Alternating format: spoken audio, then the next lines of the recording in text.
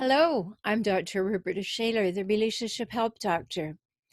And I want to talk to you about a topic that's come up several times in the last month with clients. And I have clients all around the world because I work through video conferencing. So when things start to pop up in various continents, I want to talk about it because it seems that there's an important message here. So today I want to talk about the idea of closure when a romantic or marital or living together, dating relationship ends. We all say, or most of us say, oh, I want closure. I just want one more conversation. I need my questions answered. I need to know why it happened. And really, you're looking for something that will satisfy you. You're hoping that you will then hear enough, know enough, have enough answers to satisfy you. That's what you're calling closure. But the actual fact is that that person that you want the closure from doesn't have it to give to you. They have their own ideas. They may be in just as much turmoil as you are. They may not have an answer for you, or they may not want to give you an answer. And so they can withhold closure because they don't have it or they won't give it. So we need to have a better concept of what it is, because closure is when you're trying to get something from somebody and that maybe they just can't help you with that. Then how would you ever get closure? Well, you want the relation validated. You want that relationship to hear from the other person to say, this relationship had value. This relationship was important. This relationship had meaning. And you want that validated, and that's why it's so important. Yes, there are some other reasons, but that's the main reason, is you want to know that you didn't misunderstand, that you didn't waste your time. And sometimes that's true, and sometimes that isn't true. So I think that in the idea of closure, it's something that you need to learn most to do it from within. Now, of course, you're going to have to do that if the person's passed on. So it's a good way to learn to find closure within and to come to a place of true acceptance of what has happened. It may not be what you wanted to have happen. It may not be what you think should have happened, or even that you had a direction in mind and found that you were completely misguided. But the fact is, you need to accept that it has happened. So the closure then can be something you do internally, as opposed to looking for someone else to give it to you. Does that make sense?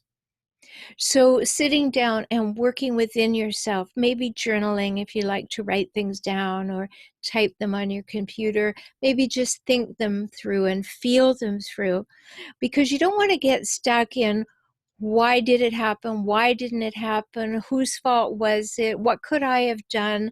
If I'd done something differently, would there be a different result? If I do something differently, will there be a different result? Is that possible? No, those are the kind of questions we torture ourselves with. And so it's very important for us to think that through. So do you understand what I'm saying about closure being an inside job? It's something that you do within yourself. So when something that you really counted on and you felt was important in your life is over and done, closure helps you let go of what was. It lets you let go of what was. You were very involved in it, and now you need to step away from it.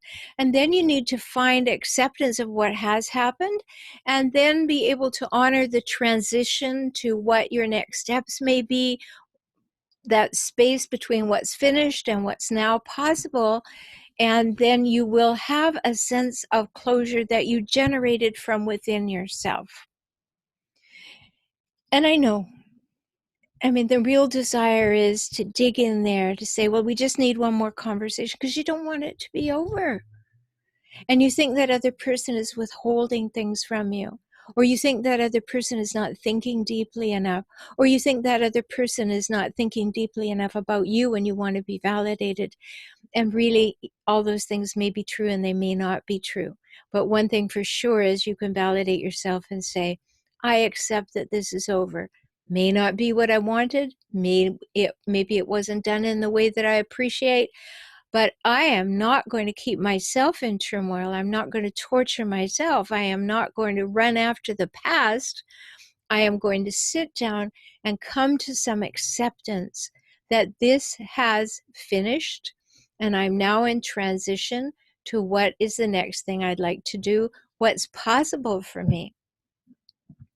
So this is all about taking full responsibility for yourself, right? You don't get the other person's input.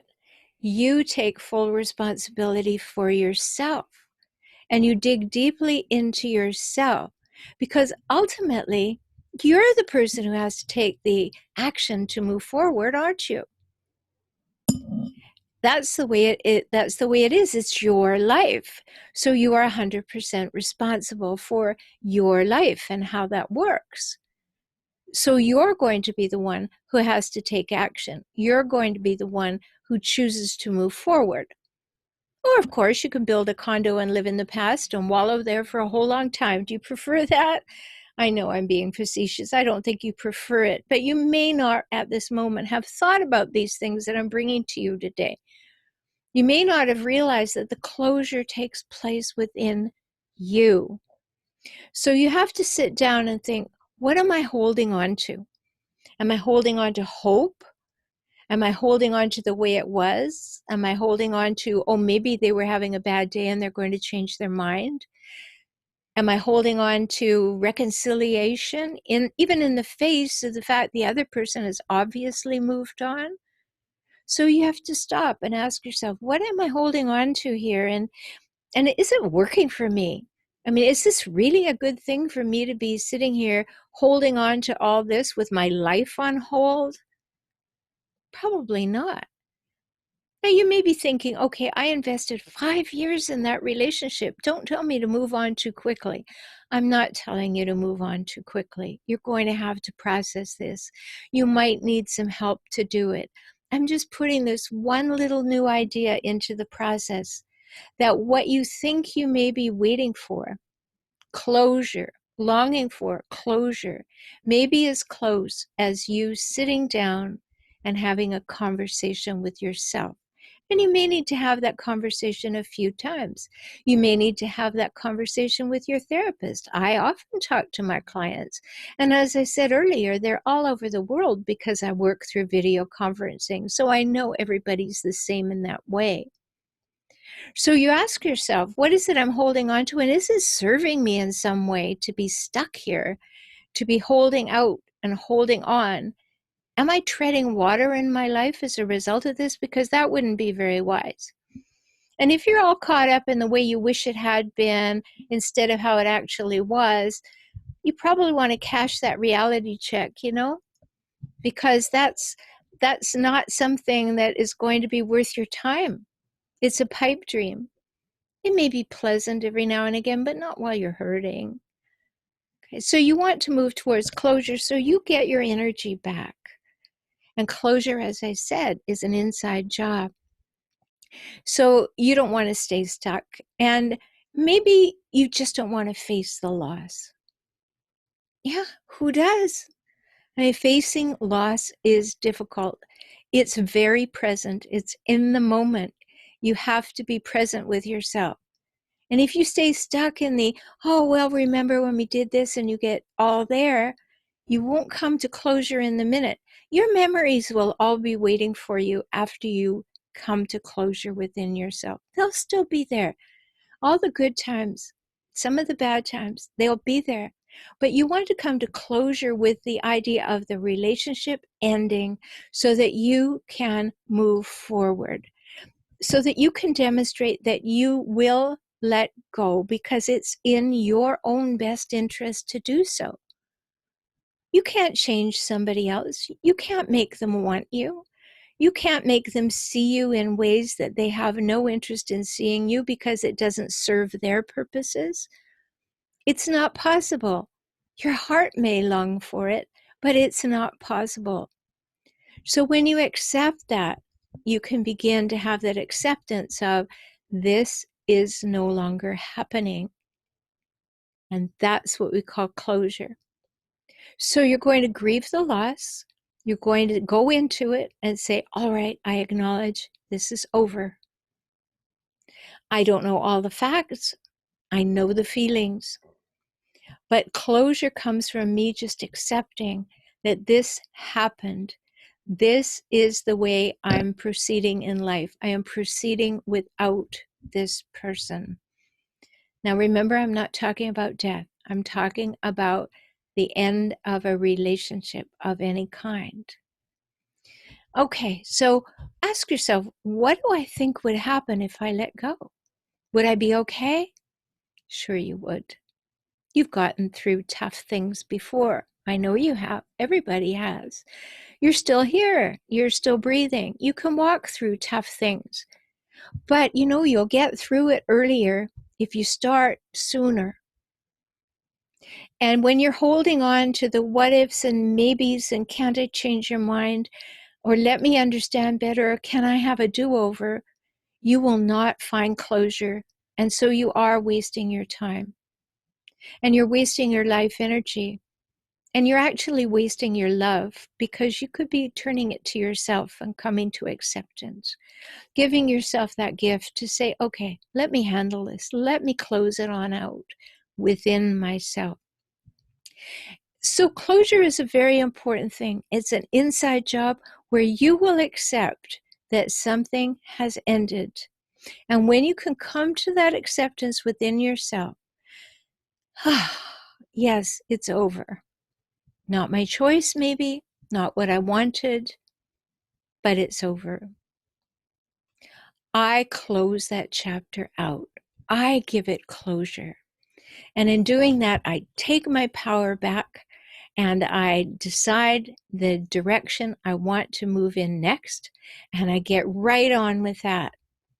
No more giving my power away to somebody else because they left. I hope that's helpful to you. I hope you'll come and visit me at FOR Relationship Help, HELP.com. Lots of things there for you. If you want to be in my discussion groups, join the membership program there called Circles. So forrelationshiphelp.com/circles. Or come on over to YouTube, and my channel is called, guess what? For Relationship Help. And every Monday evening at 6 o'clock Pacific time, I have a live stream. It's called Help for Toxic Relationships, and you can join in the chat there. You can ask your questions and share your story. So I certainly hope you will. There's lots here for you, and I hope that you will allow yourself to create closure within yourself so you can move on to all that's possible and take your next best steps. Talk soon.